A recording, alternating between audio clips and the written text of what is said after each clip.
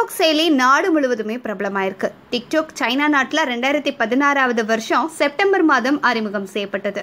இப்போ உலகம் முழுவதும் 75 மொழிகளில் செயல்பட்டு இருக்கு. 2018 ஆண்டின் கள ஆய்வில் 500 மில்லியனுக்கும் அதிகமானோர் டிக்டாக் செயலியை பயன்படுத்திட்டு இருக்காங்க. அது மட்டும் இல்லை, இளைஞர்கள், மாணவர்கள், பொதுமக்கள் கூட இந்த செயலியை யூஸ் பண்ணிட்டு இருக்காங்க.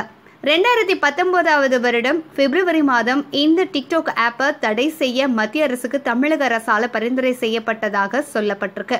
டிக்டாக் செயலியை நிறைய இளைஞர்கள் தவறான பாதையிலையும் பயன்படுத்திட்டு இருக்காங்க. அதன் விளைவா சில நேரங்களில் உயிரிழப்பு கூட ஏற்படுது.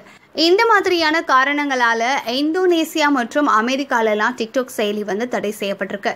இந்த வழக்கை இன்னைக்கு நீதிபதிகள் விசாரிச்சாங்க. அவங்க என்ன சொல்லியிருக்காங்க அப்படின்னா, சமூகத்தில் அங்கங்க சைபர் கிரைம் நிறையவே நடந்துகிட்டு இருக்கு. அதனால இந்த சட்டத்தை இங்க ஏன் கொண்டு வரக்கூடாது அப்படின்னு கேள்வியும் எழுப்பியிருக்காங்க. ப்ளூவேல் மாதிரி ஆபத்தான விளையாட்டுகளை நீதிமன்றம் தலையிட்டதுக்கு அப்புறம் தான் மத்திய அரசு தடை செஞ்சிருக்கு.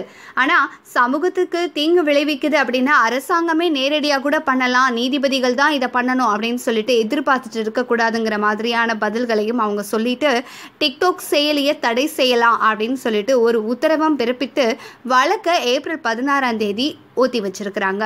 அதனால டிக்டாக் செயலி இப்போதைக்கு தடை செய்யப்பட்டிருக்கு. அது மட்டும் இல்ல, இந்த டிக்டாக் செயலி தடை செய்யப்படுறதால சமூகத்தில் ஏற்படக்கூடிய மாற்றங்கள் என்னவா இருக்கும், இல்ல டிக்டாக் செயலியை தடை செய்யறது சரிதானா அப்படிங்கிற உங்களுடைய கருத்துக்களை நீங்க நம்மளுடைய கமெண்ட் செக்ஷன்ல பதிவிடலாம். நன்றி.